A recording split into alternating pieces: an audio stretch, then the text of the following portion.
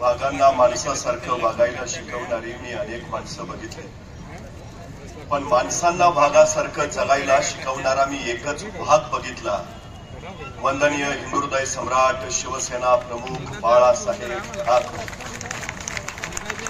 सगळं सुरळीत चालू असताना राज्यकारभार करणं वेगळं आणि संकटांची एकामागोमाग एक मालिका कोसळत असताना त्याला धीरोदात्तपणे सामोरं जात महाराष्ट्राला त्या संकटातून सुखरूप बाहेर काढणं वेगळं. कोरोनाच्या महाभयंकर संकटामध्ये ज्यांनी महाराष्ट्राला सुखरूप बाहेर काढलं ते महाराष्ट्राचे माजी मुख्यमंत्री तथा शिवसेना पक्षप्रमुख आदरणीय उद्धव साहेब ठाकरे. खरं तर महाराष्ट्राच्या माथ्यावर गेली 2.5 वर्ष अनेक प्रश्नांचं ऊन रणरणत होतं. आता परिवर्तनाची वेळ आली आहे. या निवडणुकानंतर महाविकास आघाडीचं सरकार सत्तेत येईल आणि तमाम महाराष्ट्रजनांच्या माथ्यावर विकासाची सावली धरली जाईल. या परिवर्तनाचे आपण शिलेदार असाल, या परिवर्तनाचे आपण साक्षीदार असाल. खरं तर उद्धवजी ठाकरे मुख्यमंत्री झाले आणि मुख्यमंत्री झाल्यानंतर त्यांनी पहिला निर्णय घेतला तो स्वराज्याची राजधानी रायगडाच्या संवर्धनासाठी निधी देण्याचा. त्यांनी मंत्रिमंडळाच्या पहिल्या बैठकीत पहिला निर्णय घेतला विना अट विना शर्त 2 लाखापर्यंत कर्जमुक्ती करून शेतकऱ्यांचा 7-12 कोरा करण्याचा. आणि त्याच वेळी त्यांनी घोषणा केली की नियमित कर्ज भरणाऱ्या शेतकऱ्यांना 50,000 रुपयांचं अनुदान दिलं जाईल. गेली 2.5 वर्ष शिंदे सरकार सत्तेत आहे, पण गेल्या 2.5 वर्षात घोषित केलेले ते 50,000 अनुदान सुद्धा ते शेतकऱ्यांपर्यंत देऊ शकले नाहीत. ही सगळ्यात मोठी वस्तुस्थिती आहे. अवकाळी पावसाने इथल्या भात शेतीचं नुकसान झालं. किती शेतकऱ्यांना त्या भात शेतीची नुकसान भरपाई मिळाली हे आपल्या शेतातल्या शेतकऱ्याला आपण जरूर विचारावं. कुठल्या दिशेला आपण चालू आहोत. खरं तर उत्तम पद्धतीनं कारभार चालू होता. कोरोना आला. या कोरोनामध्ये हॉस्पिटलची कमतरता, डॉक्टरांची कमतरता, कर्मचाऱ्यांची कमतरता, एवढंच नव्हे ऑक्सिजनची कमतरता. पण या सगळ्या संकटावर मात करत उद्धवजी ठाकरे यांनी त्यातून मार्ग काढला आणि महाराष्ट्र सुखरूप ठेवला. परवा सांगलीचा एक स्वच्छता कर्मचारी मला म्हणाला की महाराष्ट्र खरंच भाग्यवान आहे, कारण महाराष्ट्राला अत्यंत योग्य वेळी उद्धवजी ठाकरेंसारखं नेतृत्व मिळालं. जर कोरोना काळात उद्धवजी मुख्यमंत्री नसते तर महाराष्ट्राच्या रस्त्यावर माणसं मरून पडलेली तुम्हाला दिसली असती.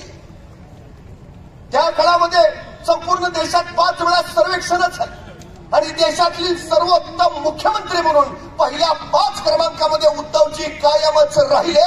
ही उद्धवजींच्या कार्याची पोचपावती होती. कोरोनाच्या काळात सुद्धा महाराष्ट्र थांबला नाही, थांबणार नाही असं उद्धवजींनी घोषित केलं. परकीय गुंतवणुकीमध्ये महाराष्ट्र क्रमांक 1 वर राहिला. बेरोजगारी घटली, उद्योगधंदे महाराष्ट्रात आले, इथल्या तरुणांच्या हाताला रोजगार मिळाला. खऱ्या अर्थानं महाराष्ट्राचा स्वर्णकाळ चालू झाला. पण हेच अनेकांना पाहवलं नाही. त्यांचा चळफळाट झाला आणि त्यांनी शिवसेना फोडली. 40 गद्दार झाले. पण 40 गद्दार झाले, पक्ष गेला, चिन्ह केलं आणि त्या दिवशी उद्धवजी ठाकरे साहेब म्हणाले आज 19 जून 1966 आहे असं समजू आणि पुन्हा सुरुवात करू.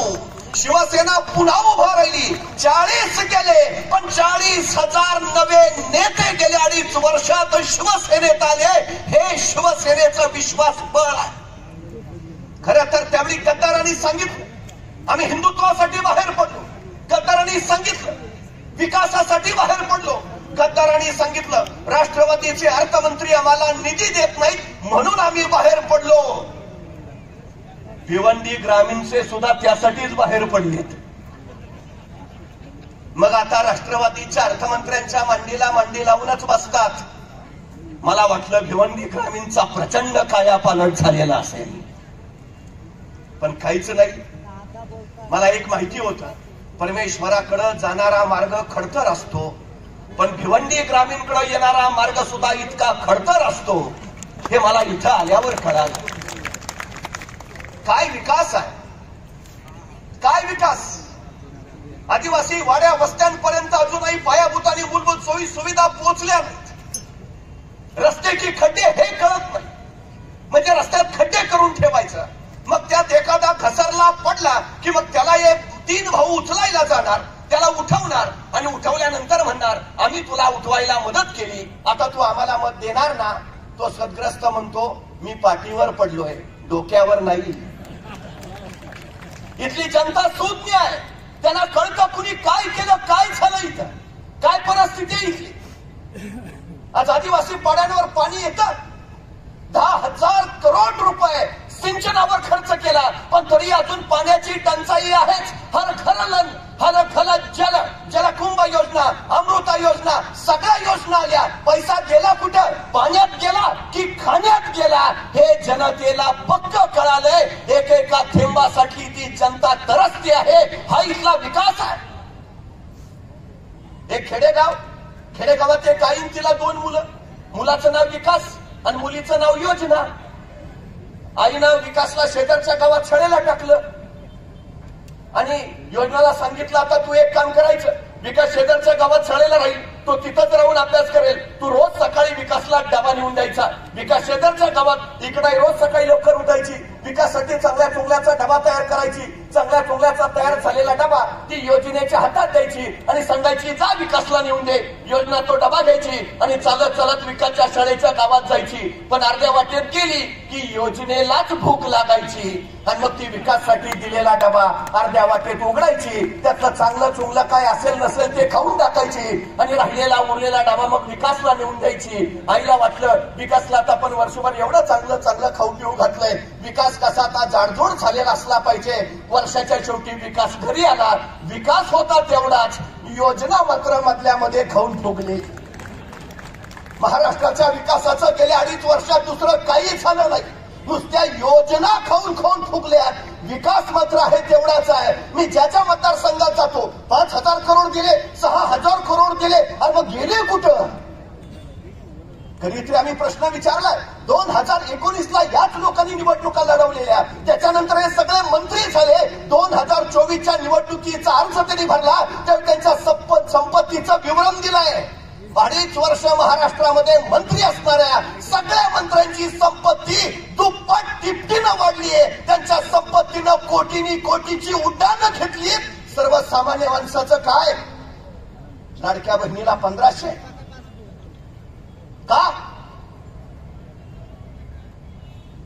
अहो त्या लाडकी बहीण योजनेची एवढी जाहिरात केली, एवढे इव्हेंट केले. अहो त्या जाहिरातबाजीवरचा खर्च जरी वाचवला असता तरी लाडक्या बहिणींना 3,000 रुपये देता आले असते. पण यांना देण्यावर नाही, दाखवण्यात जास्त रस. ही सगळ्यात महत्वाची इथली वस्तुस्थिती आहे. भुकेल्या माणसाला अन्न देणं ही सेवा झाली, पण भुकेल्या माणसाला अन्न कमावण्याची क्षमता प्राप्त करून देणं हे परिवर्तन झालं. सेवा तात्पुरती असते, परिवर्तन कायमस्वरूपी असतं. आणि सरकारचं काम परिवर्तन करणं हे महत्वाचं आहे. पण दुर्दैवानं तसं घडताना दिसत नाही. ही आमची आताची अडचण आहे.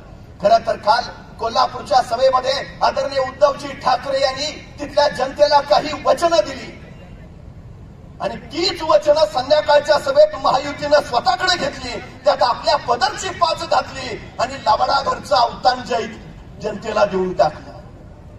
त्यांनी सांगितलं लाडकी बहिणीला आता आम्ही 2100 रुपये देऊ. मग 2.5 वर्ष का नाही दिलं.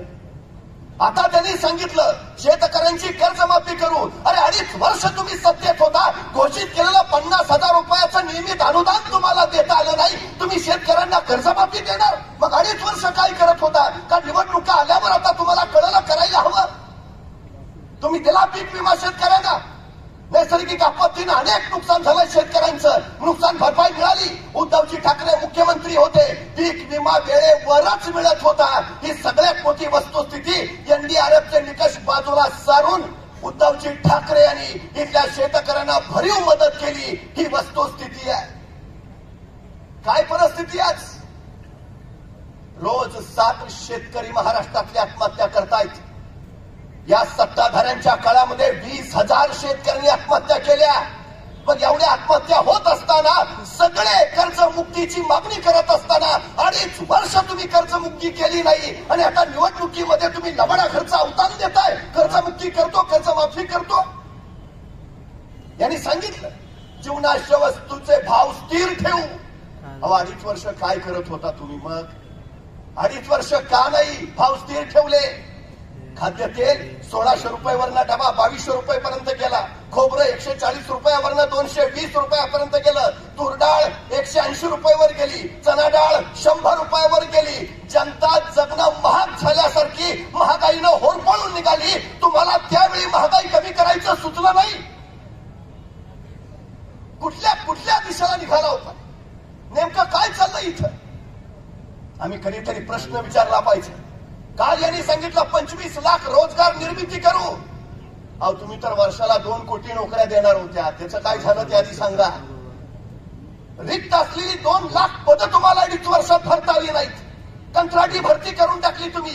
एक स्पर्धा परीक्षा सांगा ज्यात पेपर घोटाळा झाला नाही, पेपर फुटला नाही. एक अशी भरती दाखवा ज्याच्यामध्ये घोटाळा झाला नाही. कुठली परीक्षा, कुठली भरती घोटाळा ठरलेलाच आहे. हे सगळ्यात मोठं कारण. काय परिस्थिती आहे इथली आज? उद्धवजी ठाकरे मुख्यमंत्री होते. 2.5 वर्षात त्यांच्या काळात एकही उद्योग गुजरातला गेला नाही, एकही. पण उद्धवजी ठाकरे मुख्यमंत्री पदावरनं उतरले आणि रोज एक उद्योग गुजरातला निघाला. तुम्हाला उद्धवजी ठाकरे मुख्यमंत्री का नको होते? तुम्हाला इथले उद्योग गुजरातला न्यायचे होते म्हणून. तुम्हाला महाराष्ट्रातल्या तरुणांच्या तोंडचा रोजगाराचा घास हिरवायचा होता म्हणून. उद्धवजी ठाकरे मुख्यमंत्री असताना हे तुम्हाला शक्य नव्हतं म्हणून. शिवसेना तुमच्या या मनसुब्याचा सगळ्यात मोठा अडथळा होता म्हणून तुम्ही शिवसेना फोडली. महाराष्ट्राच्या गर्दनीला नख लावणाऱ्याचे हातही मागे ठेवणार नाही शिवसेना. हा शिवसेनेचा बाणा आहे. महाराष्ट्राच्या हितासाठी उभा आहे शिवसेना. महाराष्ट्राच्या रक्षणासाठी उभा आहे शिवसेना. उद्धवजी ठाकरे तो स्वाभिमानी बाणा घेऊन निघालेत. इथला शिवसैनिक त्या तडफेनं काम करतो. ही इथली वस्तुस्थिती आहे. रोज 2 तरुण बेरोजगारीमुळे आत्महत्या करतायत. रोज 42% बेरोजगार पोरं हिंडतायत आमच्याकडं. लाखो रोजगार मिळवून देणारे प्रकल्प, उद्योग सगळे गुजरातला नेले. तो वेदांता फॉक्सकॉन असेल, टाटा एअरबस असेल, सेफ्रॉन असेल, सिंधुदुर्गाचा पाणबुडी प्रकल्प असेल, सगळे गुजरातला. का? महाराष्ट्रातल्या तरुणांनी काय करायचं? त्यांचे गुलाम म्हणून जगायचं. म्हणजे उद्या मुंबई तुमची, भांडी घासा आमची. मग 105 हुतात्म्यांनी बलिदान देऊन मुंबई मिळवली ती कशासाठी? जागं व्हावं लागेल, जागं राहावं लागेल. आणि या निवडणुकीमध्ये ही गद्दारीची कीड अशी गाडावी लागेल की पुन्हा महाराष्ट्राच्या राजकारणामध्ये ही गद्दारी उगवताच कामा नये. महाविकास आघाडीचे अधिकृत उमेदवार महादेवजी खताळ त्यासाठी उभा आहे. त्यासाठी ही लढाई कुणा एका व्यक्तीची, कुणा एका पक्षाची नाही. ही लढाई महाराष्ट्र हिताची आहे. ही लढाई महाराष्ट्र धर्माची आहे. हे आपण लक्षात घेतलं पाहिजे. कोण सुखी आहे इथं? कुणाच्या वाट्याला सुख आणि समाधान आलं इथं? एक खटक दाखवा. अंगणवाडी सेविकांनी लाखाचे मोर्चे काढले, तुम्हाला पाजर फुटला नाही. अशा सेविकांनी मोर्चे काढले, तुम्हाला दया आली नाही. आता तुम्हाला दया यायला लागली निवडणुका तोंडावर असताना. महाराष्ट्रातली जनता सुज्ञ आहे, समंजस आहे. आता म्हणे महायुती जर निवडून आली तर पहिल्या 100 दिवसात आम्ही विजन महाराष्ट्र समोर ठेवणार. कसलं विजन महाराष्ट्र? सगळं उरलं सुरलं गुजरातला घेऊन जायचं? काय विजन तुमचं? आज आम्ही लक्षात घ्यायला हवं कुठल्या दिशेला हा सगळा प्रवास चाललाय. कुठल्या दिशेला? प्रश्न पडतो मला सगळ्यात महत्वाचा. उद्धवजी ठाकरे मुख्यमंत्री होते. 2.5 वर्षात महाराष्ट्रात एकही जातीय दंगल झाली नाही. आणि गेली 2.5 वर्ष महाराष्ट्रात काय चाललंय ते बघा. पूर्वी शोध लागला होता, दगडावर दगड घासला की ठिणग्या उडतात आणि मग अग्नीचा शोध. आता यांना नवा शोध लागलाय, जातीवर जात घासली, धर्मावर धर्म घासला की ठिणग्या उडतात. मग त्यातनं आग पेटते आणि मग त्या आगीवर आपल्या सत्तेची पोळी भाजून घेता येते. ज्या दिवशी माझा शिवसैनिक हातात शिवबंधन बांधतो ना, त्या दिवशी छत्रपती शिवाजी महाराजांचा हा 18 पगड जातीचा महाराष्ट्र अखंड आणि एकसंघ ठेवण्याचं वचन घेतो. ही शिवसेना, ही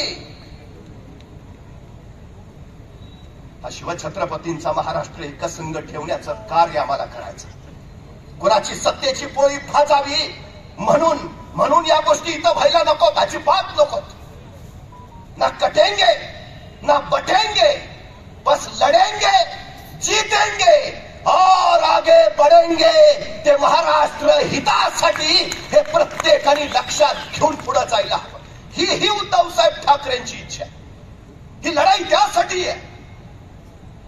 कधी कधी प्रश्न पडतो, हा शिवछत्रपतींचा महाराष्ट्र. मी एक गोष्ट सांगत असतो. मग मुंबईला हिंदू मुस्लिमांची दंगल झाली.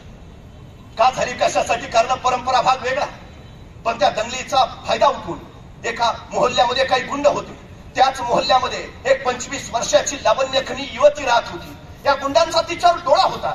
दंगलीच्या दंग्या धोक्याचा फायदा उठवावा आणि त्या युवतीची अब्रू लुटावी असा भेद त्यांनी आखला. आणि दंगा लाईन जोमत असतानाच रात्रीच्या 12-12:30 वाजता हे गुंड त्या युवतीच्या घराच्या दिशेने सरकले. काळोख तिच्या दारापर्यंत पोहोचले. दारावर धडका पडू लागल्या. आपली युवती बावरली, शहारली, घाबरली. त्यानं खिडकीतनं बघितलं, गुंड दिसले. इरादा ध्यानी आला आणि स्वतःची अब्रू वाचवण्यासाठी ती घराच्या मागच्या दारानं बेभान पळत सुटली. मुंबईच्या रस्त्यावरनं रात्रीच्या 12-12:30 वाजता पळती आहे, बेभानपणे धावती आहे. पळता पळताच एका बोळात शिरली. बोळातल्या एका घरात तिला उजेड दिसला. धपापत्या उरानं ती दारापुढे आली. दार ठोठावलं, दार उघडलं गेलं. दारात उभा होता 80चा एक हिंदू युवक. त्यांनी दारात मुस्लिम युवती पाहिली. त्याला आश्चर्य वाटलं. बाहेर दंगल चालली हिंदू मुस्लिमांची. ही मुलगी मुस्लिम, मी हिंदू, मग माझ्या दारापुढे कशी.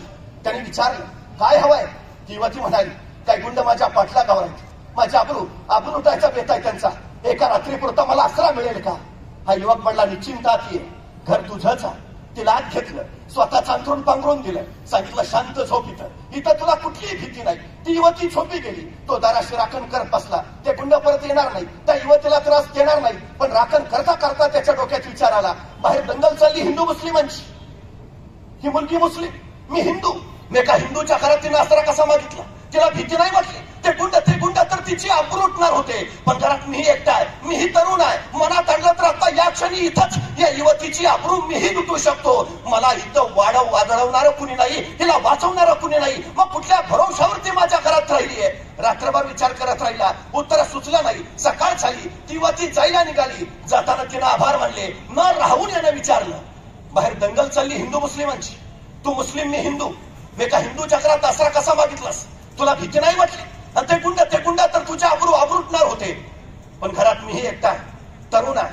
मनात आणलं असतं तर रातोरात मी तुझ्या अब्रू इथंच लुटू शकलो असतो. तुला माझ्यापासून वाचवणारही कुणी नव्हतं. मग कुठल्या भरोशावर तू माझ्या घरात रात्रभर राहिलीस.